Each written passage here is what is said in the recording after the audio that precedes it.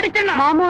ஐயோ மாமாங்கிறாளே, நெஞ்சு வரி தாங்கல. அம்மா தங்கச்சி கவலைப்படாத, உன் குரலை கேட்ட உடனே மாப்பிள்ளை இன்ப அதிர்ச்சியில மயங்கி விழுந்துட்டாரு.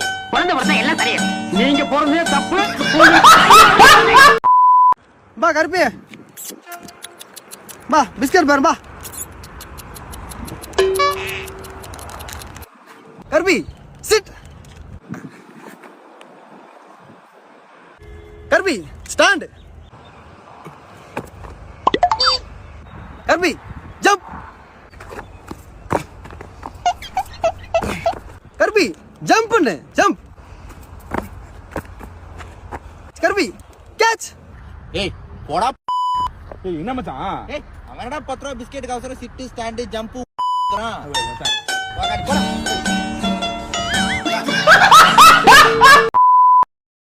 நான்லாம் கூச்சப்படாம நல்லா சாப்பிடுவேன். நான் யார் லவரும் கிடையாது, நான் சோறு லவரு. பக்கத்துல இருக்கிறவன் என் வாயை பார்த்தா கூட எனக்கு கவலை கிடையாது. என்னோட நோக்கமும் சோறு தான், என்னோட குறிக்கோளும் சோறு தான். எங்க சோறு போட்டாலும் உள்ள பூந்துருவேன்.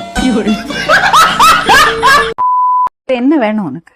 எனக்கு அவங்க தான் வேணும், அவங்களோட தான் நான் கல்யாணம் பண்ணுமா?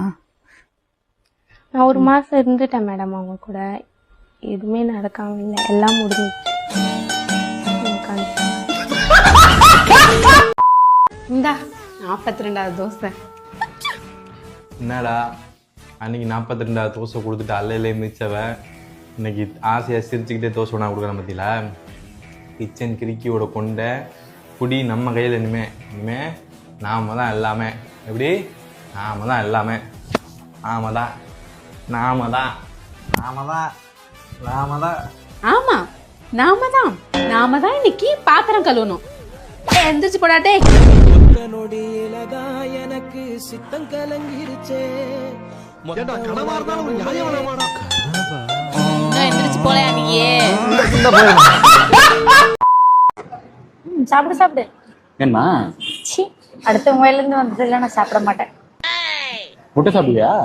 ரொம்ப பிடிக்குமே.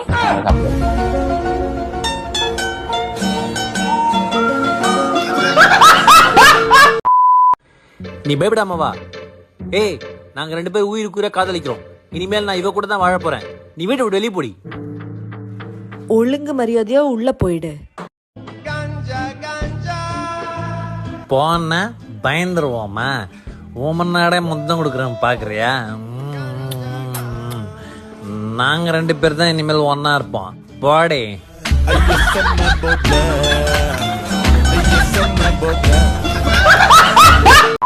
நான் மட்டும் உனக்கு கல்யாணம் பண்ண ஒத்துக்கலன்னா உனக்கு கல்யாணமே ஆயிருக்காது, தெரியும்ல?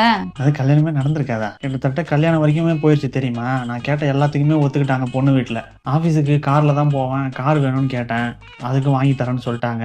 அப்புறம் டெய்லி ஆஃபீஸுக்கு கோட் சூட்டு தான் போட்டு போக வேண்டியது இருக்கும். ரிசப்ஷனுக்கு ஒரு இது வாங்கி தராதிங்க, ஒரு 5-6 செட்டாக வாங்கி கொடுத்துருங்கன்னு சொன்னேன். அதுவும் சரின்ட்டாங்க. கல்யாணம் வந்து ஒரு பெரிய மண்டபமாக பார்த்து வைங்க, ஆஃபீஸில் வேலை செய்கிறவங்களாம் வந்து பார்த்தாங்கன்னா அப்போ தான் எனக்கு கௌரவமாக இருக்குன்னு சொன்னேன்.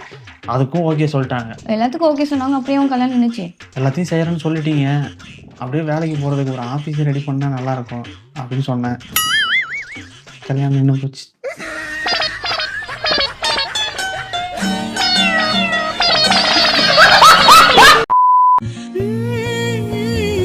எங்க அண்ணன் நிம்மதி இல்லாம போகுது. பின்ன இவ்வளவு கேவலமா சமைச்சா அவன் என்ன பண்ணுவான்?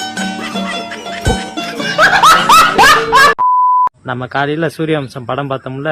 ஆமா. அதுல வர நடிகை தேவயானி மாதிரி ஒரு படிச்ச பொண்ணு என்ன தேடி வருதுன்னு வச்சுக்க, அதுகிட்ட என்ன சொல்லுவ நீ? அதுகிட்ட என்ன சொல்லுவேன்? வாமா நீ தான் தேவையானியா? ஆமாங்க.